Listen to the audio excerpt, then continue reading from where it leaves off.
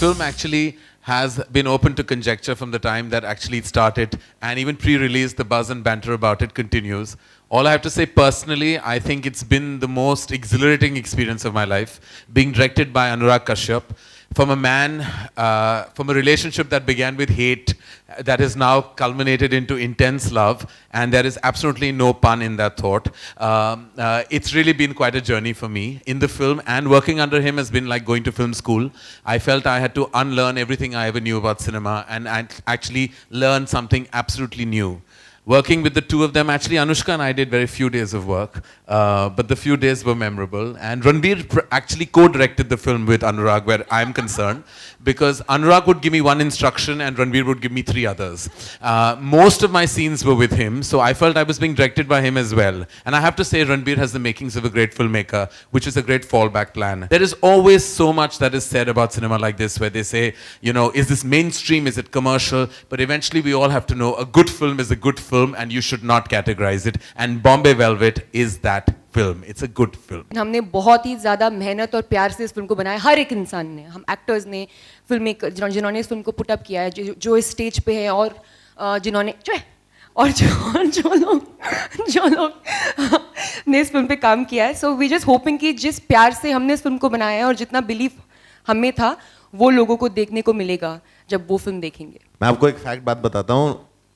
करण जी को मैं नरेट करने गया था.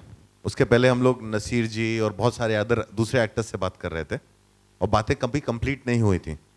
जब मैंने करण को कास्ट किया, पहला मैसेज मुझे नसीरुद्दीन शाह का आया, क्योंकि वो रोल जानते थे. उन्होंने कहा, this is the most inspired casting I have ever seen in my life, because he is your Khambata.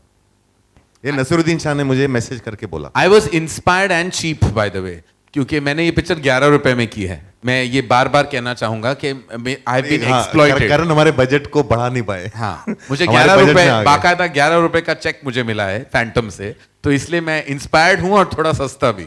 This film starts in the 50s and 60s. Of course, superficial references तो बहुत थे. He wanted to, refer to Robert De Niro from Raging Bull, Back Home, Kishore Kumar, Raj Kapoor. But those were just superficial references. जहाँ preparation की बात है, I think the entire technical side of Bombay Velvet did so much of research for 8 years. जहाँ sets की बात है, जहाँ cinematography है, if you see the making also, a lot of work has gone. So when three of us came on set, it was very easy for us because we were transported into this world of 50s. We came in hair, costume, wardrobe, and it just felt like it. जो trams बनाए थे, the junior artists, intricate details like जो Bombay Velvet में जो plates थे, napkins था, रोजी का जो green room था, उसमें the small properties. I think a lot of detailing has gone by the technical side, and I think all the research work, all the preparation that an actor should do was done by them. So I think that really helped us a lot. देखिए, ये villain का जो शब्द इस्तेमाल किया जा रहा है मेरे किरदार के लिए, वो थोड़ा काफ़ी ह्यूमरस भी है और इंट्रीगिंग भी. ह्यूमरस क्योंकि मैं कोई मोगैम्बो टाइप ऑफ विलेन नहीं हूँ इस पिक्चर में. ये कोई एक सर्टन काइंड ऑफ, जिसकी मानसिक स्थिति थोड़ी ऑल्टर्ड है, वो उस किस्म की मैनिपुलेटिव कैरेक्टर है जो अनुराग ने कंसीव किया. तो मुझे पता नहीं कैसे लोग रिसीव करेंगे, और जब मैंने पहली बार सुना तो आई वाज शॉक्ड, क्योंकि जब अनुराग आए थे मेरे ऑफिस, तो एक्चुअली वो जब नरेट कर रहे थे फिल्म, आए तो वो मेरी फीडबैक के लिए नरेट कर रहे थे. Half way through the film मैं सोचा था कि शायद मेरे लिए एज अ प्रोड्यूसर की हैसियत से आए हैं, एज ए व्हाट हैसियत. Towards the end of the narration मैंने सुना और मैंने रिएक्ट किया, मुझे कमाल का लगा इनका जो स्क्रीन प्ले था. तो उन्होंने कहा कि विल यू प्ले खम्बाटा. तो मैं शॉक हो गया, क्योंकि मुझे कभी किसी ने फुल फ्लेजेड पार्ट कभी ऑफर किया नहीं. तो मैंने सोचा कि पता नहीं ये क्यों कह रहा है. Then he told me Naseeruddin Shah was in the running for this role. तो मेरी और भी, मैं कुछ और कहने वाला था लेकिन मैं नहीं कहूँगा, नहीं कहूँगा.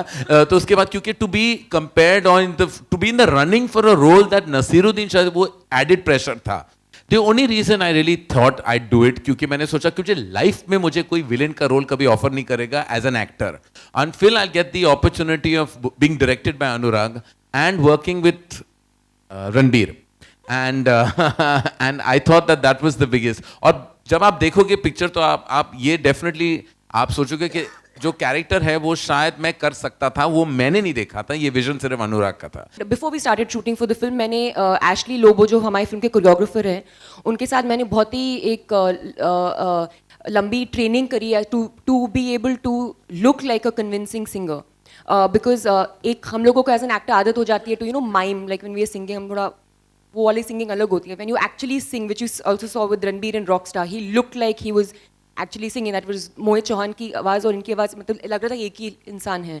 So that preparation I did before we started shooting for the film.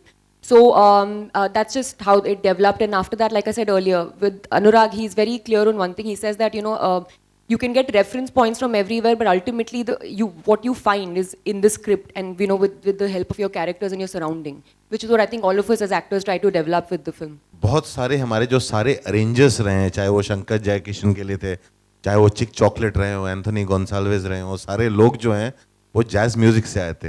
यहाँ पे किसी को ये भी नहीं पता होगा कि मोहम्मद रफ़ी एक बहुत बड़े जैज सिंगर थे. वो कोंकणी में जैज गाते थे और उस समय ला बेला और एस्टोरिया और ऐसे बहुत सारे क्लब होते थे 60s में जहाँ जैज होता था, ज़्यादातर कोंकणी में होता था. सारे टैलेंट जो है गोवा से होते थे और फिल्म में हम लोग ने वो एक्चुअल रेफरेंसेस यूज़ किए हैं. और उस समय बहुत बड़ी सिंगर थी लॉर्ना कॉर्डेरो, जिनसे बहुत सारा कुछ इंस्पायर्ड है इस फिल्म में. उनके अगर आप म्यूजिक वीडियोस देखेंगे वो यूट्यूब पे आज भी मिल जाएंगे आपको, चाहे बेबडो हो, चाहे बहुत सारे गाने, वो आज भी जीवित हैं, आज भी गोवा में गाती हैं, आज भी वो 80s में अपने, और उनके शोज आज भी हाउसफुल होते हैं. यार बहुत मज़ा आया फिल्म करते हुए. इसके अलावा कोई फ़लसफ़ा नहीं है मेरे पास. This was a wonderful experience working in this film. एक तो एटमॉस्फेयर ऐसा था कि वाकई में 60s में चले गए थे हम लोग. और हैट पहनना बड़ा मज़ा आता है यार, बहुत वो कभी लाइफ में पहना नहीं था फिल्म में. बाकी एक्टिंग होती रही बस. मेरा यही मानना है कि I am always as good as the director. अगर डायरेक्टर अच्छा है then I will be good. So I have always been selfish कि मैं अच्छे डायरेक्टर्स के साथ काम करूँ. अनुराग ऐसा डायरेक्टर है कि आप सबको बहुत ही इंटेंस रिबेल टाइप लगता है, बट ये ऐसा बिल्कुल नहीं है. He is actually like a teddy bear on set. मैंने पहली बार ज़िंदगी में एक ऐसा सेट देखा है जहाँ अगर करण, मैं, हीरो हीरोइन यहाँ लेटे हुए हैं, बीमार है, मार पड़ी है, लेकिन अनुराग अगर चीखता भी था पूरा सेट उसकी तरफ भागता था. मतलब इतना फॉलोइंग मैंने कभी किसी को नहीं देखा है. And I don't think this is a demanded following. I think because of the kind of work that he inspires everyone to do, that's why he has that much of love, and I think we all have that much of love for him. Karan of course has been my personal mentor. I have did my third film in his production, and he's always been great to me. And in this film, he had to play my mentor. तो पहले 2 दिन तो मुझे हंसी आती थी जब करण कोई बड़ा डायलॉग सा बोलता था, with his mustache and this look, and he's trying to be all this menacing and all that. मुझे याद है एक सीन था जहाँ मुझे करण को गाड़ी के शीशे पे दबाना था. तो करण बहुत चार्ज हो गया, and he said, तू मुझे दबा, like go for it. I don't care. नहीं, not in that way. वो type of दबाने. तो मैंने जो दबाया करण को गाड़ी के शीशे पर, उसको लगने लगा. But he became such a method actor कि ही जस्ट सेड नहीं यू गो फॉर इट, तू दबाते जा. Eventually जब पैकअप हुआ रात को, he had a migraine and he had to take like things because his head started hurting. But he was wonderful to work with. अच्छी तरह नहीं दबाया. ठीक तरह दबाया होता ना तो फिर लगता नहीं. बहुत कम स्क्रिप्ट्स मिलते हैं आपको. Usually you want to work with a director, you want to work with a banner. But this was the first time that I judged, after a long time actually, on just the pure basis of a script. और जो कहानी थी और जो किरदार था सबका. I think that on the merit of that I was very excited to be a part of this film. ज़्यादातर मैं हमेशा डायरेक्टर पे लटक के चलता हूँ. And in this film, like I said before, also अनुराग ने बहुत सारा रिसर्च किया था. सब कुछ as an actor I think what you find is in the script. और पहला जो हफ्ता होता है सेट पर, you develop the character there.